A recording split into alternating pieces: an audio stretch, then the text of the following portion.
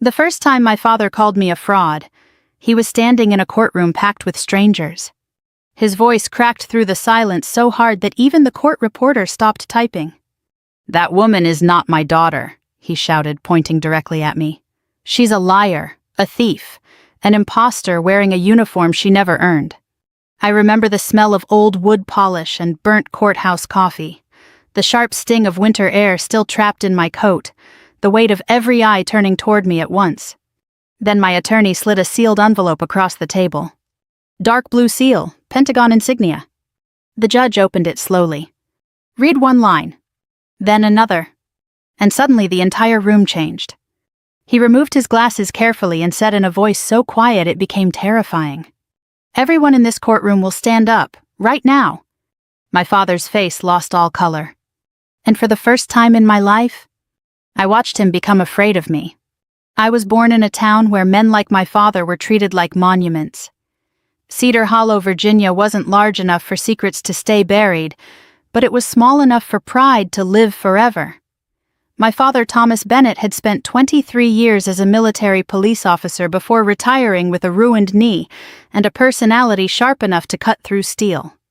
People respected him because he spoke like a man who'd survived something important. Maybe he had. But by the time I came along, whatever softness he once possessed had already dried up. Especially toward women. "Girls need stability," he used to say while watching my older brother Jake throw footballs in the yard. "Men need purpose." I was 8 years old the first time I understood I would never be enough for him. Jake crashed Dad's truck into a mailbox when he was 16. Dad laughed about it for years. I got a B+ in chemistry once. Dad didn't speak to me for 3 days. My mother, Eleanor, tried to balance the house the way people hold together cracked glass with trembling fingers. She was warm where he was cold, gentle where he was rigid. She used to sneak into my room late at night and brush my hair behind my ear while I pretended to sleep. "You don't have to become hard to survive him," she whispered once. I didn't understand what she meant back then. I do now. By 17, I had already decided I was leaving Cedar Hollow, not for college, not for marriage. For the military. The day the acceptance letter from the United States Military Academy arrived, my hands shook so badly I could barely open it. My mother cried before I even finished reading. "Oh my God," she whispered, covering her mouth. "Claire." But my father barely looked up from his dinner. "You'll wash out in 6 months." The room went silent. My mother stared at him. "Tom." "No," he interrupted, calmly cutting into his steak. "She's stubborn, not strong. There's a difference." I remember sitting there in that tiny dining room with yellow wallpaper peeling near the ceiling, trying not to let him see how badly his words hurt me. Outside the window, summer rain tapped softly against the glass. Jake smirked into his mashed potatoes. And somehow that hurt even more. At West Point, I learned quickly that pain could become fuel if you let it. I learned how to run until my lungs burned raw, how to function on 4 hours of sleep, how to keep moving while men twice my size waited for me to fail. Some of them wanted me gone before I even opened my mouth. But there's a strange thing that happens when you spend enough time underestimated. You stop fearing people. During training exercises in the mountains, I watched grown men collapse from exhaustion while I kept climbing. Not because I was stronger, because I'd spent my entire childhood learning how to survive emotional cold. Physical pain felt simpler. Cleaner. When I graduated, my mother drove 9 hours just to see me receive my commission. My father never came. He claimed he had better things to do. Years later, I would learn he spent that weekend drinking with friends at a fishing cabin. Still, I served. Germany first, then Kuwait. Then assignments nobody in my family fully understood because I wasn't allowed to explain them. I missed birthdays, holidays, funerals, relationships that could have become marriages. Meanwhile, Jake drifted from one disaster to another. Failed business. DUI. Gambling debt. Every time he crashed, my father caught him before he hit the ground. "That's my son," Dad always said. As if those 3 words explained everything. The older I became, the more my father seemed to resent me. Not openly at first, quietly, like a man bothered by something he couldn't control. He hated when people thanked me for my service. Hated when neighbors asked about my promotions. Once during Christmas dinner, a family friend congratulated me on making major. My father snorted into his whiskey. "Military's different now," he muttered. "Half of it's politics." The table went dead silent. My mother looked exhausted. That was the year I realized she'd spent most of her marriage apologizing for a man who never apologized for himself. Then she got sick. Pancreatic cancer. Fast, merciless. The kind that steals people in pieces while everyone pretends hope still exists. I took leave and stayed beside her hospital bed for nearly 6 weeks. At night, machines hummed softly in the dark while snow fell outside the windows. Sometimes she slept. Sometimes she held my hand without speaking. My father rarely stayed longer than 20 minutes. One evening after she fell asleep, he stood near the doorway staring at me. "You always needed attention," he said flatly. I looked at him in disbelief. "She's dying. And somehow you still make it about yourself." That was the closest I ever came to hitting him. But my mother opened her eyes before I could respond. She looked terrified. Not of me, of what we'd become. She died 2 days later with my hand in hers. At the funeral, people told me she'd been proud of me, that she talked about me constantly, that she kept photos of me in uniform beside her bed. My father barely looked at me the entire day. After the burial, while distant relatives carried casseroles into the church basement, he finally approached me near the cemetery gates. Cold wind moved through the dead grass between us. "You stopped being my daughter," he said quietly, "the moment you chose that uniform over this family." I stared at him for several seconds, certain I must have heard wrong. Then he walked away. Just like that. 3 weeks later, I received the court summons. I was standing in my kitchen in Arlington when I opened it. Rain hammered against the windows while my coffee grew cold beside the sink. I read the first page once, then twice, then a third time because my brain refused to accept the words. Thomas Bennett was suing me for my mother's house, her savings, and nearly every asset she'd left behind.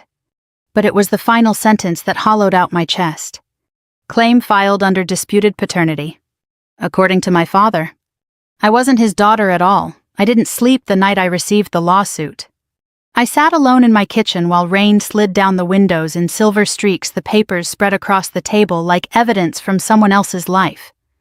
Every few minutes I reread the same sentence, hoping it would somehow rearrange itself into something less cruel. Disputed paternity. My father wasn't just trying to take my mother's estate. He was trying to erase me from the family completely. Around 3 in the morning, I finally called Jake. I don't know why. Maybe some foolish part of me still believed blood meant something. He answered on the 4th ring, sounding irritated. "What? You knew about this?" Silence. Then a sigh. "Dad's doing what he has to do." I gripped the edge of the counter. He's claiming Mom cheated on him. So. The word hit me harder than shouting would have. So I repeated. "Claire, come on. Everybody knows you were always her favorite. Dad's sick of it. He deserves the house." I laughed once, short, disbelieving. "The house Mom paid for." "You were never around," he snapped suddenly. "You don't know what things were like after you left." After I left. As if joining the military had been abandonment instead of survival. "You gambled away your own money," I said quietly. "Now you want hers too." His breathing changed. "That told me everything." "You think you're better than us because you wear a uniform," he muttered. "No," I answered. "I think Mom deserved better than this." He hung up. I stood there listening to the deadline for several seconds before lowering the phone slowly. Outside, thunder rolled across the Virginia sky. And for the first time in years, I cried for my mother instead of missing her. The lawsuit spread through Cedar Hollow faster than wildfire through dry grass. By the end of the week, former neighbors had already chosen sides. Some called quietly to offer sympathy. Others avoided me entirely. Then the local paper published the story. Decorated female officer accused in family fraud case. I stared at the article during lunch break inside the Pentagon cafeteria, unable to finish eating. Around me, conversations blended into meaningless noise. Trays clattered, coffee machines hissed. Somewhere nearby, a television played muted news coverage. My phone buzzed constantly. Old classmates, distant cousins, reporters. One message simply read, "Is it true your real father was another soldier?" I deleted it immediately. But humiliation has a way of settling into the body physically. It changes how you walk into rooms, how long you hold eye contact. Even at work, I began noticing subtle shifts in people's behavior. Questions lingered longer. Conversations stopped when I entered elevators. No one directly accused me of lying about my service, but suspicion moves quietly before it speaks aloud. And because much of my record remained classified, I couldn't defend myself fully. That was the cruel brilliance of what my father had done. He understood just enough about military confidentiality to weaponize it. 3 days later, I drove back to Cedar Hollow to meet with the attorney recommended by an old colonel friend of mine. Her office sat above a hardware store on Main Street. The brass plaque outside the stairwell read, "Evelyn Brooks, Attorney at Law." Inside smelled like old books and peppermint tea. Evelyn herself looked to be somewhere in her late 60s with silver hair pinned neatly behind her head and eyes sharp enough to cut through concrete. She didn't waste time with sympathy. "That man's dangerous," she said after reviewing the lawsuit. "He's my father." "No," she corrected calmly. "He's your opposing counsel's client. Learn the difference quickly." I almost smiled. Almost. For 2 hours, she reviewed documents while I explained family history piece by piece. Occasionally, she'd pause to underline something or scribble notes into the margins. Finally, she leaned back in her chair. "Your father's story has holes." "What kind of holes?" "The kind that make judges angry." She slid a document toward me. A photocopy of my birth certificate. "He filed a request challenging authenticity," she explained, "but county records show somebody already tried accessing and altering supporting files 6 months ago." I stared at her, altering. "Your father isn't just grieving, he's preparing." A cold heaviness settled into my stomach. Evelyn removed her glasses slowly. "Tell me about your military record." "There's not much I can discuss." "I know." Her voice softened slightly. "But if this reaches federal territory, surprises can destroy cases." I hesitated. For years, secrecy had become instinct. Some assignments remained classified even now. Entire portions of my service record existed behind walls ordinary civilians would never see. "I served overseas," I said carefully. "That part I know. There were operations attached to diplomatic security." Her expression changed slightly. "What kind of operations?" "The kind nobody acknowledges publicly." Silence stretched between us. Outside the office window, I could hear a train horn somewhere in the distance. Evelyn folded her hands together. "Claire, is there anything protected under federal seal that could affect your identity or service verification?" Immediately, a memory surfaced. A locked briefing room. A colonel sliding a sealed envelope across a metal table years ago. If your service record is ever challenged in civilian court, he had told me this goes through legal counsel only. At the time, I'd almost laughed. Who would challenge it? Now I understood. I might have something, I said quietly. Evelyn's eyes narrowed. Might. I was instructed never to open it unless absolutely necessary. Would this qualify as absolutely necessary? I thought about my father standing in court calling me a fraud. About my mother dying while he accused me of selfishness. About the headlines. The whispers. The humiliation. Yes, I answered. That evening I drove to a secure storage facility outside Alexandria. The sky hung low and gray above the highway, heavy with incoming snow. Traffic lights reflected across wet pavement like broken ribbons of color. The storage locker itself was small, metal walls, fluorescent lighting, cold enough to see my breath. At the very back sat an old military footlocker covered in scratches from deployments overseas. For a moment I simply stared at it.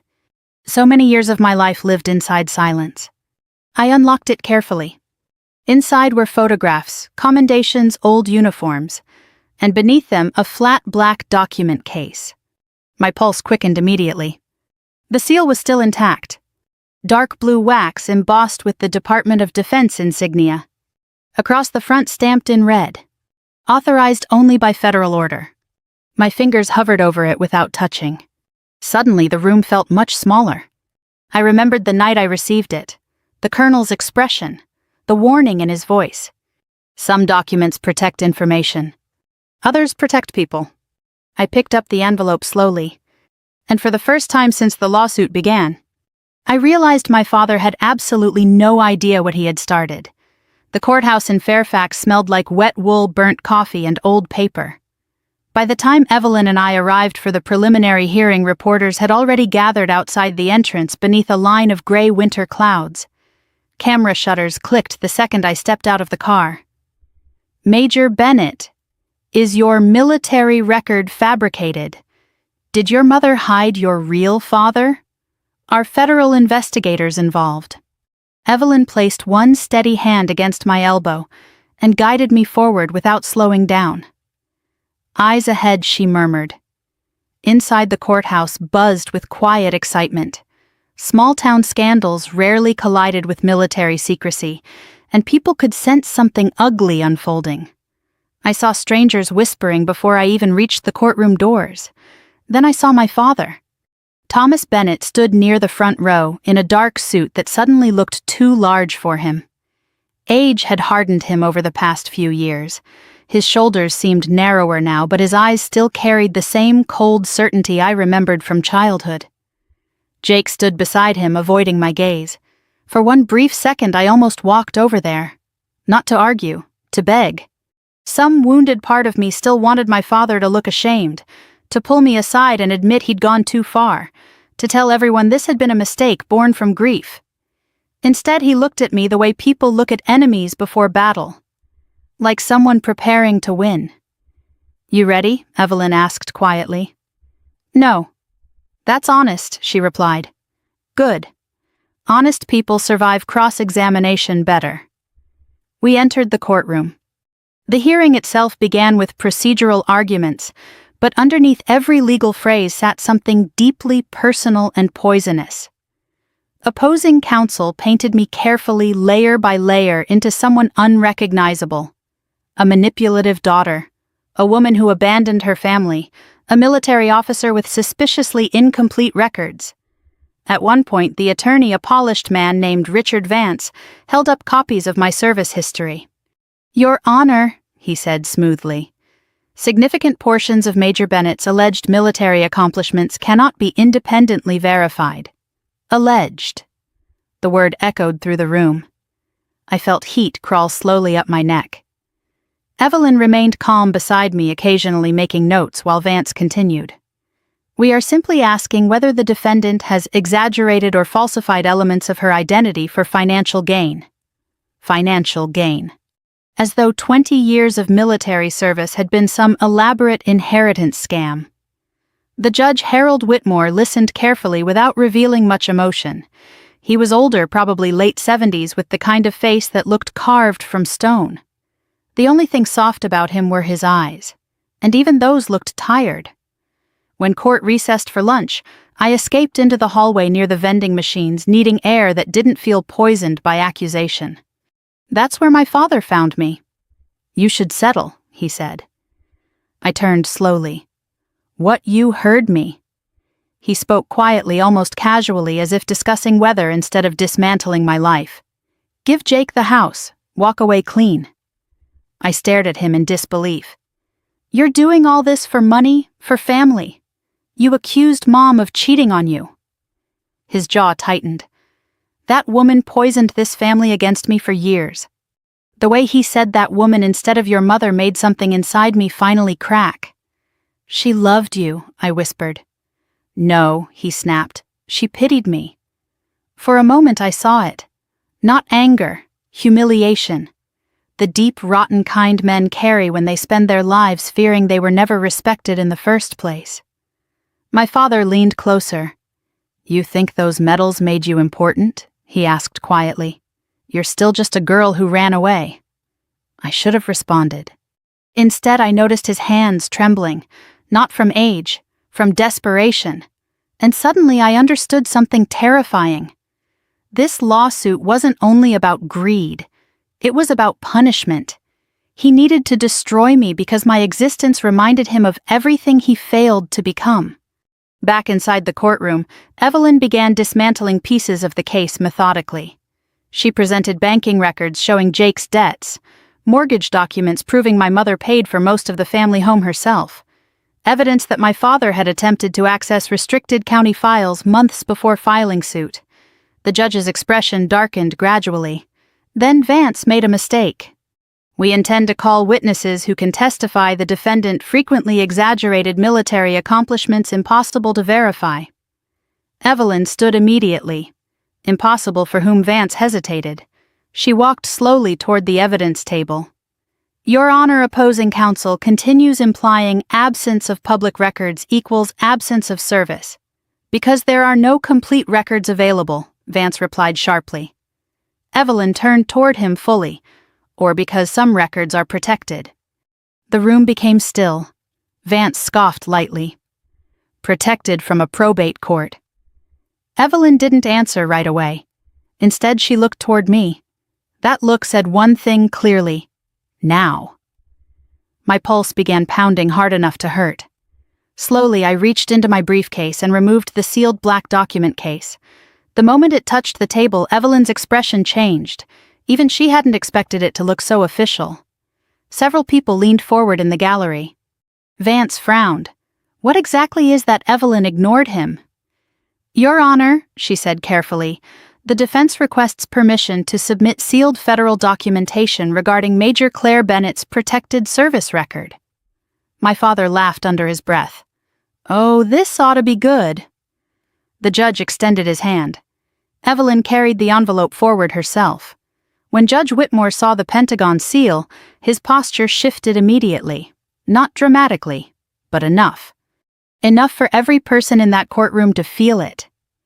He inspected the red authorization stamp for several long seconds before carefully breaking the seal.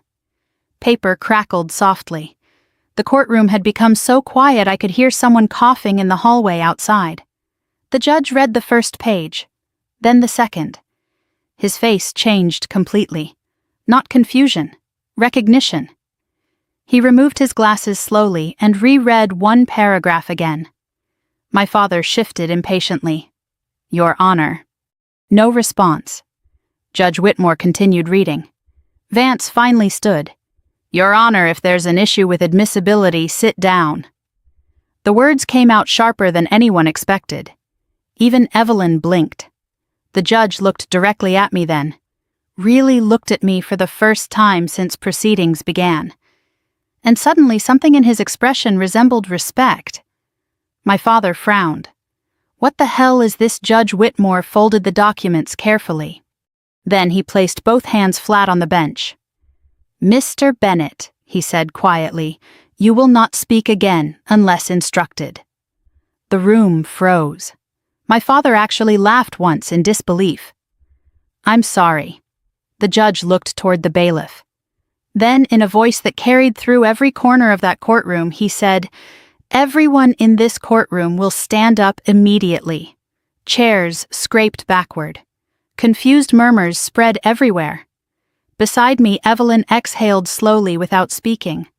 Across the aisle, my father's face had gone completely pale. And for the first time since this nightmare began, I realized the truth was finally entering the room.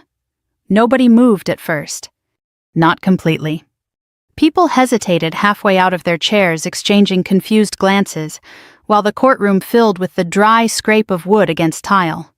Even the reporters looked uncertain whether they were witnessing a legal procedure or the beginning of something far bigger. Judge Whitmore remained standing behind the bench, one hand resting on the sealed Pentagon documents. Bailiff, he said calmly, closed the courtroom doors. The heavy doors shut with a deep metallic thud. My father looked around nervously. What is this supposed to mean? The judge ignored him. Then he looked directly at me. Major Claire Bennett, he said carefully, please remain standing. Something shifted in the room the moment he used my rank without hesitation.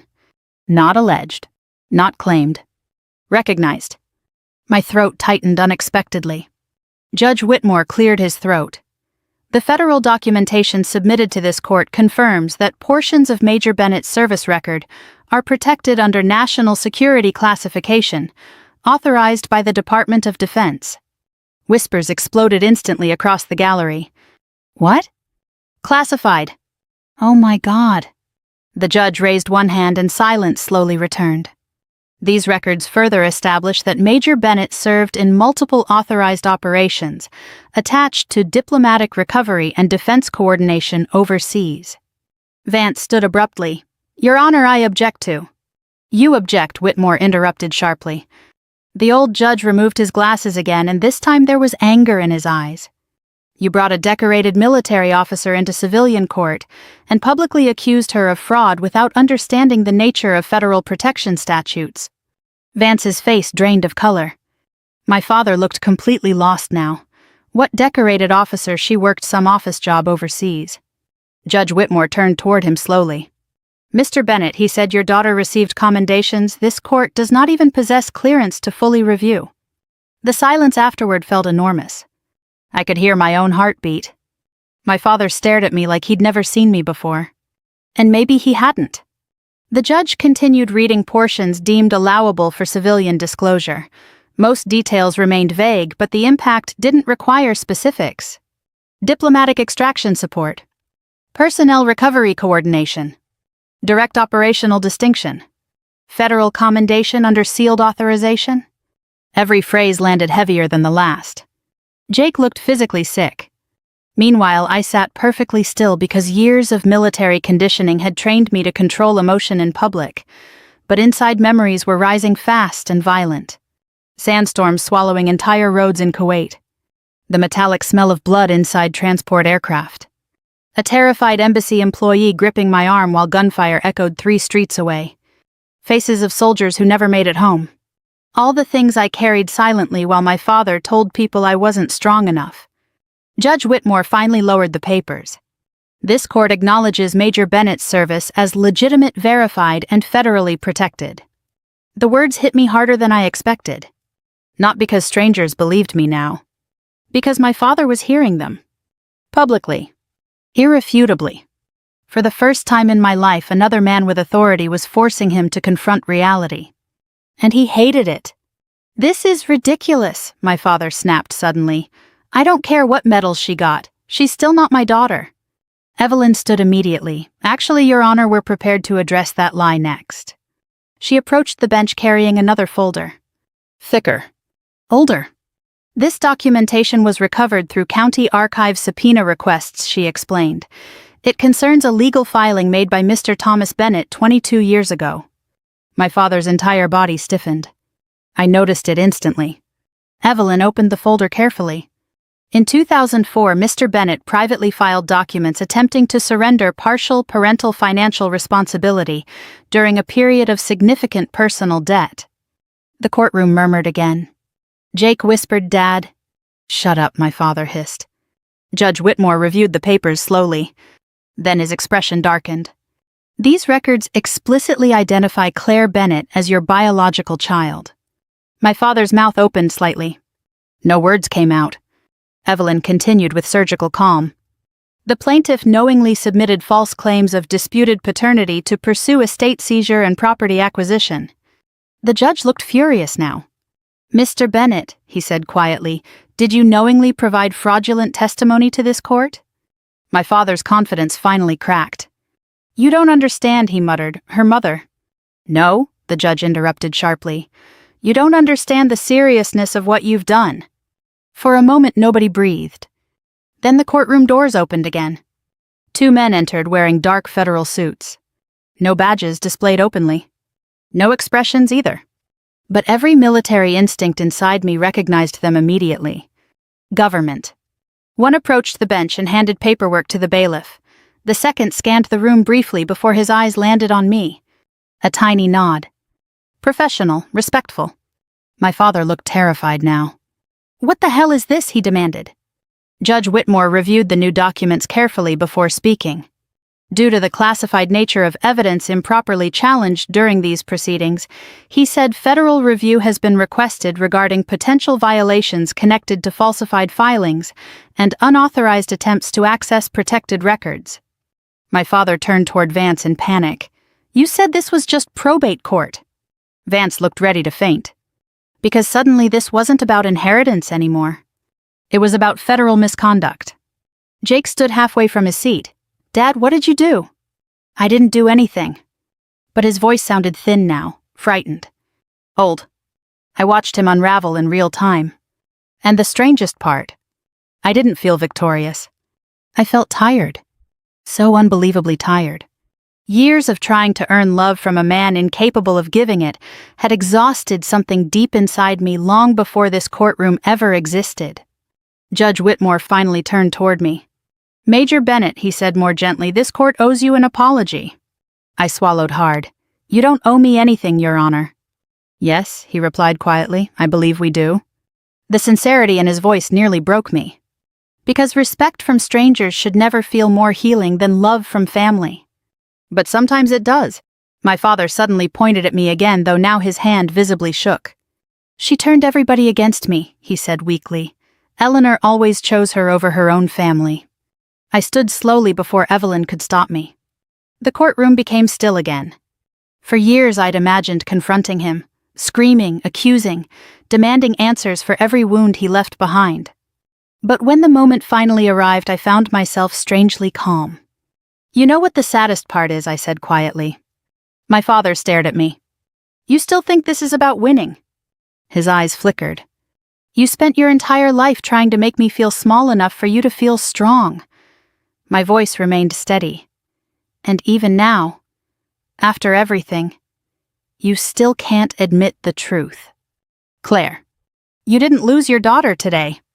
The words landed softly, but they cut deeper than shouting ever could. "You lost her years ago." My father looked at me as though he'd been struck. And for the first time in my entire life, he had absolutely nothing left to say. The court dismissed proceedings just after 4 in the afternoon. By then, the reporters outside had multiplied. News vans lined the street beneath freezing rain, while courthouse staff rushed through side entrances trying to avoid cameras. Somebody had already leaked enough details for headlines to spread online. Decorated officer cleared in shocking courtroom reversal. Federal documents dismantle fraud claims. I should have felt relieved. Instead, I felt hollow. Evelyn and I exited through a private hallway arranged by courthouse security. The fluorescent lights buzzed softly overhead as we walked in silence. Finally, she stopped beside the elevator. "You did well in there." I gave a tired laugh. I felt like I was going to pass out. "That's called being human." The elevator doors opened. Before stepping inside, I looked at her carefully. "Why did you take my case?" Evelyn smiled faintly. "My husband served in Vietnam," she said. "Spent 40 years pretending certain memories didn't hurt him." Her eyes softened. "I recognize honorable people when I meet them." The doors closed between us before I could answer. Outside, the cold hit hard enough to sting my lungs. Rain mixed with sleet beneath the darkening Virginia sky, while agents quietly escorted me toward my vehicle. One of them, tall, gray-haired, probably former military himself, paused before I entered the car. "You handled yourself professionally, Major." "Thank you." He hesitated briefly. "For what it's worth," he added, "people know what you did overseas, even if they can't say it publicly." Then he walked away. I sat inside the car for several moments afterward, staring through the windshield while rain blurred the courthouse lights into soft gold streaks. All those years protecting secrets, missing holidays, burying grief, watching friends folded into flags. And somehow the thing that nearly destroyed me wasn't war. It was family. 3 weeks later, the judge formally dismissed every claim filed by my father. Not partially. Completely. The ruling included harsh language regarding fraudulent testimony and intentional deception. Federal investigators continued reviewing the forged record requests connected to the case, though Evelyn warned me those outcomes might remain confidential. Jake disappeared almost immediately after the hearings ended. Rumor said he fled to Florida to avoid debt collectors. My father stayed in Cedar Hollow. Alone. People in town treated him differently after the trial. Respect built over decades vanished faster than anyone expected. Turns out communities admire proud men only until they publicly destroy their own daughters. Especially military daughters. I returned to my mother's house in early spring. The property sat at the edge of town where maple trees lined the road in uneven rows. When I unlocked the front door for the first time since the funeral, the smell hit me instantly. Lavender. Old books. Coffee grounds. Home. Dust floated through golden afternoon sunlight, while silence settled gently around me. For several minutes I simply stood there listening to the quiet. No accusations. No tension. No waiting for someone to criticize the way I breathed. I walked room to room slowly. The kitchen curtains my mother loved still hung beside the sink. Her reading glasses remained folded neatly near the living room lamp. A knitted blanket rested across the couch exactly where she'd left it before the hospital. Grief returned differently this time. Softer. Less violent. Like missing someone instead of drowning in them. Late that evening, while sorting through boxes in the attic, I found a small cedar chest tucked beneath old winter coats. Inside were photographs, birthday cards, and several sealed envelopes with my name written across them in my mother's handwriting. My chest tightened immediately. Hands trembling slightly, I opened the first letter. Claire, if you're reading this, then I'm probably gone, and knowing your father things may already be difficult. I had to stop reading for a moment. Outside rain tapped gently against the attic windows. I continued slowly. Your father was not always cruel, but somewhere along the way life turned his disappointments into bitterness. And bitterness is a hungry thing. It consumes everyone nearby. But never mistake his inability to love properly as proof that you were hard to love. Tears blurred the page. I wiped them away quickly and kept reading. He feared your strength because he spent his whole life doubting his own. I never did. I pressed the letter against my chest and cried harder than I had during the trial. Because after months of being called a liar, a fraud, and imposter, my mother's words finally brought me home to myself. That summer I renovated the house instead of selling it. Not completely. I kept the creaking floors she loved, the blue kitchen tiles, the garden out back where she used to grow tomatoes every spring. But I changed enough to make the house mine too. I painted the walls lighter, opened the windows more often, let sunlight reach places grief had darkened for years. With part of my savings, I also started a small scholarship fund for daughters of military families in Virginia, young women pursuing service academies, or ROTC programs. The first award ceremony nearly destroyed me emotionally. Watching those girls stand proudly in pressed uniforms while nervous parents clapped from folding chairs, I realized something important. Cycles end when somebody chooses not to continue them. My father taught me silence. My mother taught me endurance. But I wanted to leave behind something better than survival. Then one October evening he came to the house. I saw him through the front window before he knocked. Older now. Smaller somehow. The confident posture he carried my entire childhood had collapsed inward over the past months. He stood near the porch steps with both hands buried inside his coat pockets, while cold wind moved through the trees behind him. I opened the door but stayed inside. For several seconds neither of us spoke. Finally he cleared his throat. Claire. His voice sounded fragile. Almost unfamiliar. I heard about the scholarship. I waited quietly. He looked past me into the house. Your mother would have liked it. The words hurt more than anger. Because for the first time he sounded sincere. But sincerity arrives too late sometimes. I came to say, he swallowed hard. I made mistakes. I studied his face carefully. The man standing on my porch was no longer terrifying. Just lonely. And that was sadder. My mother gave me this home, I said softly. You gave me every reason to survive. His eyes filled slightly. I think he wanted forgiveness. But forgiveness and access are not the same thing. After a long silence, he nodded once and stepped backward off the porch. Then he walked away slowly into the falling leaves. I never saw him again. Sometimes people ask whether winning the case felt satisfying. The truth. Justice isn't the same as peace. The courtroom gave me back my name. But walking away from my father, finally walking away without needing his approval, that's what healed me. And if this story touched you in some way, I'd love to hear where you're watching from tonight. Leave a comment below and tell me, have you ever had to choose between protecting your peace and protecting your family's image? Stories like this remind us we're not alone. And if you enjoy real stories about strength, betrayal, survival, and second chances, subscribe and stay with us for the next journey.